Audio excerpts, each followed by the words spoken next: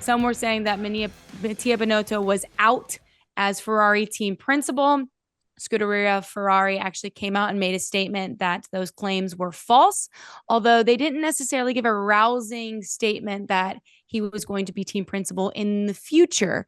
So I'm just curious, Laurence, what did you make of the rumors that we saw and then Scuderia Ferrari's statement that they put out following it? Yeah, so Mattia's job has been questioned for pretty much the whole season.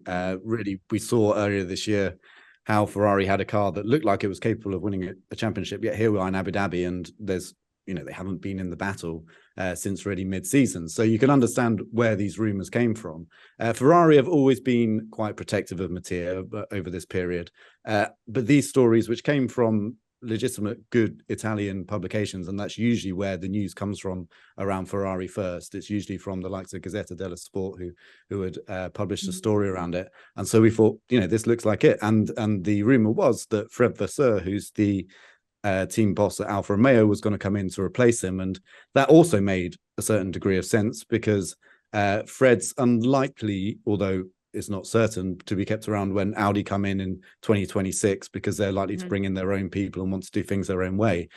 So it would make sense for, very talented, very knowledgeable, very good team principal to make a step from a midfield team up to a big team like Ferrari. So it kind of, things were falling into place. And then this Ferrari statement came out, and it didn't come out immediately.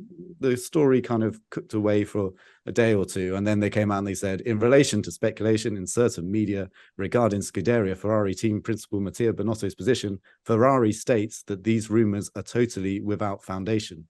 So, that's fairly strong. It's saying that the stories out there, they are saying are not true. But a lot of the speculation was around a January swap in terms of when Fred would take over. So we've seen this kind of thing before where we've had denials from teams and then eventually something happens. So I don't think we can rule it out. And again, just because of the way Ferrari season's gone, there would be a certain logic in making changes at the top. But I think, it'll be interesting to see. And Mattia hasn't actually been around. I wasn't in Brazil, but he wasn't in Austin because he was unwell. And then he didn't make the trip to Mexico. Again, I presume because he was unwell. I'm actually trying to chase an interview with him at the moment. So I'll be down at Ferrari tomorrow trying to understand what's going on. So we haven't seen him for a few races either, which obviously always feeds speculation like that. So, we'll wait and see. But the stories when they first came out were believable, certainly. I think the Vasseur part of it's quite interesting as well, if that's where Ferrari did go. I think it's been quite clear that Leclerc's been pretty upset, to say the least, with how things have gone recently. And obviously, Fred's pretty well regarded in the paddock and was Charles Leclerc's team boss in his rookie season. So to me, that appointment would make a lot of sense from Fred's side, but I think from the Charles side as well.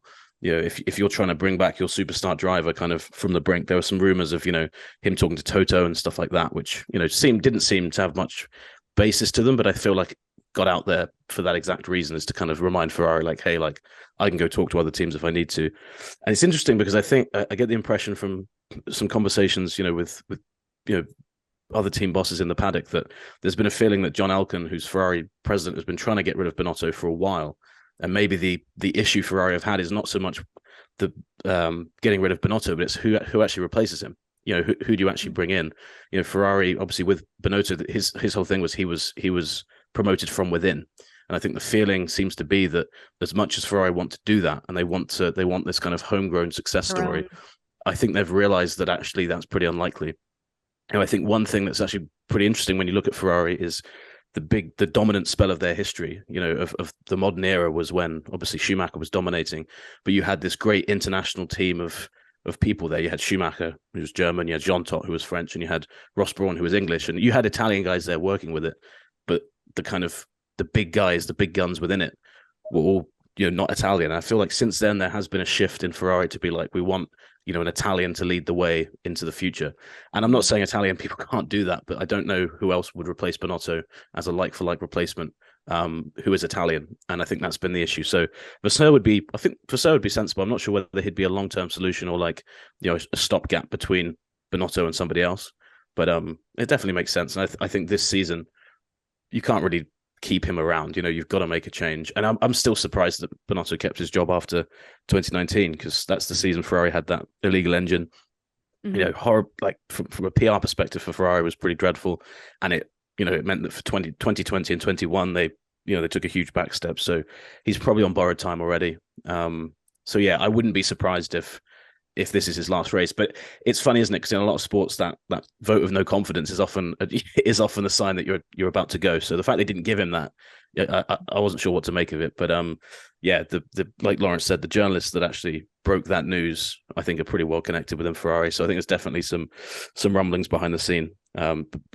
Sorry. So it'll be interesting. But yeah, Vasseur's an interesting pick. I don't know who else. I think I saw Andreas Seidel was mentioned as well as a potential pick, and he's done a great job with McLaren. So yeah, if they did go Vasseur, I think it would be surprising given who else could be there. I saw people saying maybe Gunther Steiner could go there, but I don't think Ferrari in a million years would hire someone as erratic as Gunther. As much as we all love him, he doesn't fit that mold at all. But I think Fred does fit into that kind of what Ferrari look for from people that work there.